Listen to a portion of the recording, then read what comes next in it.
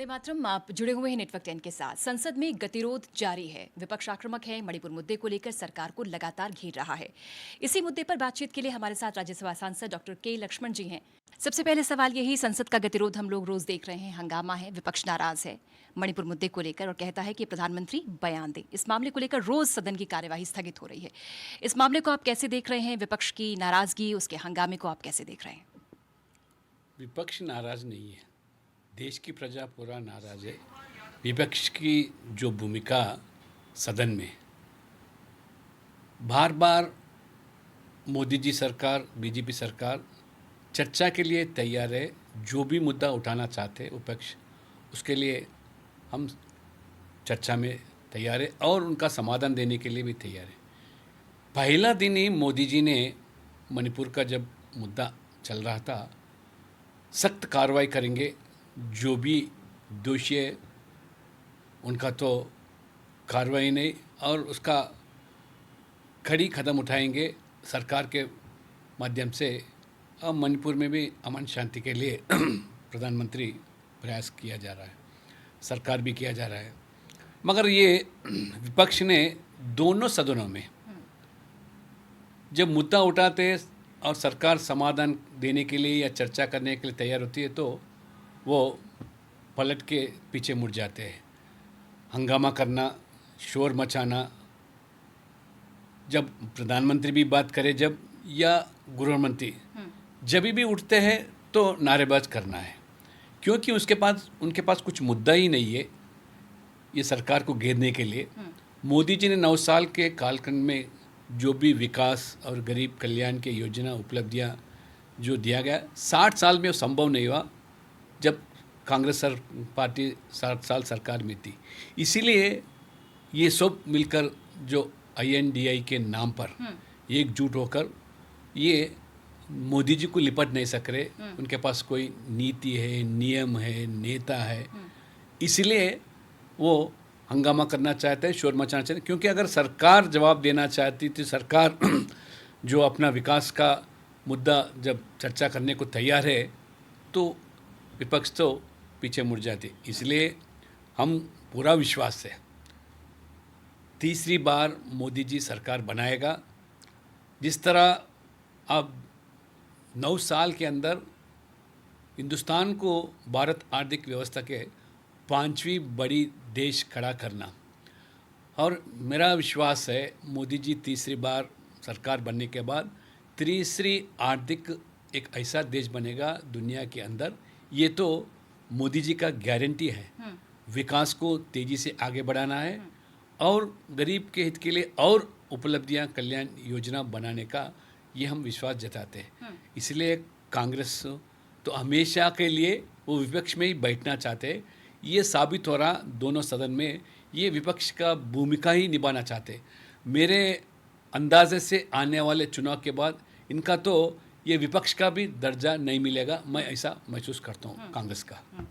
लेकिन विपक्ष ये कह रहा है कि चूंकि प्रधानमंत्री बयान देने सदन में नहीं आ रहे, इसलिए अविश्वास प्रस्ताव हम लेकर आए हैं और ये हमारा एक मास्टर स्ट्रोक है 2024 के लिए भी। जनता में ये मैसेज जाएगा कि हमने बाध्य किया मोदी सरकार को कि PM सदन में आए और मणिपुर मुद्दे पर बयान दें। अविश्वास से होने वाला कुछ नहीं है, पता है उनको। लगभग 330 के ऊपर आज सदस्य मोदी जी सरकार के साथ है। आपके पास कौन है? आपके पास 100 से ज़्यादा सदस्य भी नहीं है।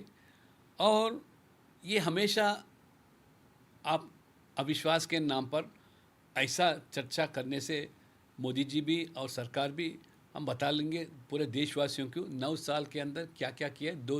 2014 के पूर्व क्या हालत थी, भ्रष्टाचार, परिवारवाद, इतने लोगों के विरोध में जो निर्णय लिया गया। अभी मोदी जी आने के बाद 9 साल के अंदर भ्रष्टाचार रहित सरकार और परिवार रहित सरकार, उसके अलावा एक ट्रांसपेरेंट एंड अकाउंटेबल गवर्नेंस, और गरीब के खाते में लगभग 27 लाख करोड़ बैंक खातों में जमा होना। आपको याद होना पूजा जी, जब राजीव गांधी प्रधानमंत्री थे वो खुद बताए दिल्ली से 100 रुपये भिजाए जाते गरीब के हित के लिए, 85 रुपये दलाली खाता था, 15 रुपये गरीब को पहुंचता था। मगर आज मोदी जी के ज़माने में जीरो टॉलरेंस ऑन करप्शन। एक भी रुपए कटौती नहीं होती, चाहे लॉकडाउन के समय में हो या अन्य जो भी योजना है गरीब के लिए भेजा जा रहा है। तो 27 लाख करोड़ पहली बार, और ये डिजिटल के माध्यम से जो ट्रांजैक्शंस किया जा रहा है, आज गरीब को आज इतना बगैर दलाली का उनके खाता में पहुंच जा रहा है। और लगभग 46% suppose to be the largest in the world, ये डिजिटल माध्यम से ट्रांजैक्शन होना जाने, जो 140 करोड़ आबादी के अंदर 46% लोग आज डिजिटल के माध्यम से ट्रांजैक्शन करना, ये अमेरिका में भी संभव नहीं है। चाइना तो अब सोच सकते कहीं पीछे पड़ गई। इसलिए इन मुद्दों को सब ज़रूर हम जिक्र करेंगे। अविश्वास जब ये प्रस्ताव रखेंगे तो पूरे मुद्दे आएंगे, ज़रूर लोगों को भी पता चलेगा आने वाले दिनों में तीसरी बार मोदी जी सरकार आने के बाद किस तरह और तेज़ी से ये विकास आगे जाएगा, आगे बढ़ेगा, और इसी तरह गरीब के हित के लिए जिस तरह काम करेगा हम ज़रूर बताना चाहते हैं। 2014 फिर 2019 अब 2024 का जो रण है, 9 साल के कार्यकाल की उपलब्धियां आप लोग जनता के बीच में जाकर बता रहे हैं। कितना आसान या कितना मुश्किल आपको 2024 का मुकाबला लग रहा है? इतना आसान है क्योंकि 26 दल मिलकर एक, ये सब कौन है? ये क्षेत्रीय दल, ये पूरे जितने भी भ्रष्टाचार में डूबे ये दल, ये जाति के नाम पर राजनीति करने वाले, और प्रजा जो इनको तिरस्कार किया गया पिछली 2014 में हो 2019 में, ये सभी दलों को तिरस्कार किया गया। ये सब एक होने से कुछ फ़र्क पड़ेगा नहीं, क्योंकि 140 करोड़ आबादी मोदी जी के साथ है। आप 26 दल बनने से कुछ नहीं, क्योंकि आपके पास कोई समर्थन नहीं है जनता का। इसलिए 2018 में भी यही कांग्रेस पार्टी ने जब भी बताया, जब भी अविश्वास प्रकट किया, अविश्वास प्रस्ताव रखा, तभी ने मोदी जी ने बोला 2000 फिर चुनाव के पहले 23 में अगर अविश्वास रखने का मुझे पूरा विश्वास है, ये कांग्रेस ये चालाकी करती। मैं आज तो इतना भी बता सकता हूँ, आने वाले 2000 लगभग 2028 में भी फिर भी अविश्वास प्रस्ताव रखो, मोदी जी आसानी से लोगों का दिल जीत के आएगा। क्योंकि इतना भ्रष्टाचार रहित सरकार, जीरो टॉलरेंस ऑन करप्शन कभी मुमकिन हुआ नहीं। अब मुमकिन हुआ तो ये मोदी जी से ही मुमकिन हुआ। लोग उनके बारे में पूरा जानकारी है, इसलिए जानते हैं। और देश भर में नहीं, दुनिया के लोग पूरे दुनिया के हर देश के अधिनेता भी मोदी जी को, एक अधिनेता तो मैं हीरो बोलते, एक अधिनेता तो मेरा बास कहते, एक अधिनेता तो मेरा ग्लोबल लीडर करते हैं, और एक अधिनेता तो हमारे मोदी जी का पैर छूते। ये भारतवासी के नाते पूरा 140 करोड़ आबादी आज गर्वान्वित मान रहे, मगर ये सही नहीं पा रहे, ये कांग्रेस हो, वामपंथी हो, क्षेत्रीय दलों ने। अब चूंकि बीजेपी तो 24/7 इलेक्शन मोड में रहती है, अब चुनाव बहुत पास है, आप लोगों को भी जिम्मेदारी मिल गई होगी, क्योंकि बैठ के भी हम देख रहे हैं लगातार हो रही हैं, और सभी सांसदों को भी उनकी उनकी जिम्मेदारियां मिल गई होंगी। तो आपकी स्ट्रैटेजी क्या है? और तेलंगाना का चूंकि आप बड़ा चेहरा हैं, तो किस फोकस के साथ आगे बढ़ रहे हैं आप? पूजा जी, आपको जानकारी होना चाहिए, भारतीय जनता पार्टी कार्यकर्ता के नाते या नेता के नाते, और भारतीय जनता पार्टी सहित हम सिर्फ राजनीति चुनाव के लिए नहीं करते। हम तो 24/7 हमेशा लोगों के सेवा में जुड़ा रहते हैं। सिर्फ चुनाव में लड़ना, जीत हासिल करना या गद्दी कायम रखना, ये हम नहीं चाहते। देश के हित के लिए हम तो नेशन फर्स्ट वाली पार्टी, हम nation first, party next, self last. ये सिर्फ राजनीति हम ये चुनाव के लिए नहीं करते, और हम हमेशा सेवा में जुट जाते हैं। इसीलिए सेवा ही संगठन के नाम। हमारे आदरणीय राष्ट्रीय अध्यक्ष नड्डा जी जब संकट काल में, जब कोरोना का कालखंड में, जब वो आदेश दिया गया था हर कार्यकर्ता लोगों की सेवा में जुड़ना, अब हज़ारों लाखों संख्या में किस तरह हमारे कार्यकर्ता जान हथेली लगाकर किस तरह सेवा किया गया।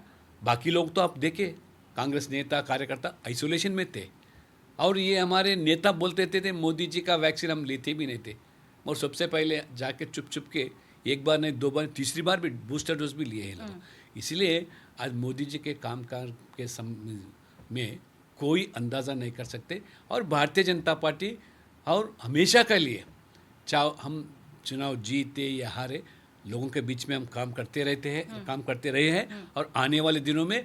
और एक साधन है, सत्ता एक साधन है, सत्ता के माध्यम से लोगों का सेवा करने के लिए एक हम साधन बन के काम करते। हम ये सत्ता को हम ये अनुभव नहीं करना चाहते। एक सवाल और क्योंकि आप बीजेपी ओबीसी मोर्चा के राष्ट्रीय अध्यक्ष भी हैं, उस नाते आपका दायित्व, आपकी जिम्मेदारी और भविष्य के लिए क्या सोच रखते हैं आप? नहीं पूजा जी, मोदी जी जब सबका साथ सबका विकास का जो नारा देता है वो अमल करके दिखाते हैं। और समाज के अंदर इतने वर्ग जो है, पिछड़ा वर्ग है, अनुसूचित जाति, अनुसूचित जनजाति है, अन्य लोग हैं, किसान, युवा, महिला, सभी हित लोगों के हित के लिए काम करें। और 50% के ऊपर जो आबादी है समाज के अंदर, पहली बार मोदी जी सरकार इन लोगों के दिल जीतने, इनका मान सम्मान गौरव बढ़ाया। ये केंद्र मंत्रिमंडल में 27 लोगों को आज भागीदार बनाने के बाद, और हमारा जो पिछड़ा वर्ग आयोग है उसको संवैधानिक दर्जा देना, नीट के माध्यम से होने वाले परीक्षाओं में अलग 27% आरक्षण देना, ऐसे मुद्दे को लेकर ऐतिहासिक जो निर्णय लिया, पिछड़ा वर्ग समाज पूरा उनके साथ है। और पहली बार 75 साल के आज़ादी के अंदर एक अति पिछड़ा वर्ग समाज के और गरीब बेटा को भारतीय जनता पार्टी प्रधानमंत्री बनाया।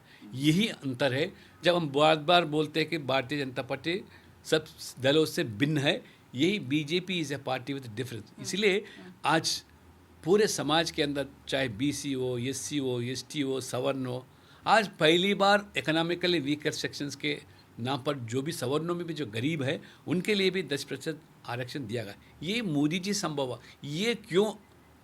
इसके पहले कांग्रेस आप सत्ता में थे, क्यों पिछड़ा वर्ग के लिए हो, जो गरीब के हित के लिए क्यों काम नहीं किया? ये लोग बार बार पूछते रहते। इसीलिए हम जो किए, हमारा जो प्रगति जो है, एक प्रोग्रेस रिपोर्ट के नाते लोगों के बीच में हर साल पहुंचते और लोगों का समर्थन पाते, ऐसा सरकार या सत्ता में आते और वो साधन के लेकर लोगों के हित में लिए हम काम करते हैं। लक्ष्मण जी, अभी साफ हो चुका है कि 2024 की जो लड़ाई है एनडीए वर्सेस इंडिया की है, 39 वर्सेस 26 की है। कौन किस पर भारी और क्या एक क्लीन स्वीप होगी मोदी सरकार की? मैं इसके पहले भी बताया पूजा जी, एनडीए माने 140 करोड़ आबादी हमारे साथ है। आप आईएनडीए के नाम पर जो बना है, लोग तो समझ रहे ये ईस्ट इंडिया कंपनी जैसा है, ये पॉपुलर फ्रंट ऑफ इंडिया जैसा, या इंडियन मुजाहिदीन, कई के लिए आईएनडीए लगाया। आप ये देश को तोड़ने वाले जो संस्था है, व्यक्ति है, उनके साथ हमारे राहुल गांधी भारत जोड़ा यात्रा करते। क्या संदेश देना चाहते हैं आप? और जाति के नाम पर या मजहब के नाम पर इसको दो लोग जो देश को छोड़ना चाहते हैं, और ऐसे लोगों के साथ आप ऐसा एक आईएनडीए के नाम पर जो बनाए, लोग तो हमारे साथ है और भारत पूरा हमारा साथ है, भारतवासी हमारे साथ है, भारत उनको लिपट लेगा। बहुत बहुत आभार और बहुत सारी शुभकामनाएं आपको सर, इलेक्शंस के लिए और आपके भविष्य के लिए। धन्यवाद पूजा जी, बहुत बहुत धन्यवाद। निश्चित तौर पर 2024 का महामुकाबला है और सब दल तैयार हैं। भाजपा, जिसको कहते हैं कि 24/7 इलेक्शन मोड में रहती है, तैयारियां पूरी हैं। डॉक्टर के लक्ष्मण जी हमारे साथ थे, जो कि राज्यसभा सांसद हैं। वो कह रहे हैं कि सियासत का मकसद सिर्फ सियासत करना नहीं, बल्कि सेवा भाव है। नेटवर्क 10 हर अपडेट, हर तस्वीर सबसे पहले आप तक यूं ही पहुंचाता रहेगा। जुड़े रहिए नेटवर्क 10 के साथ।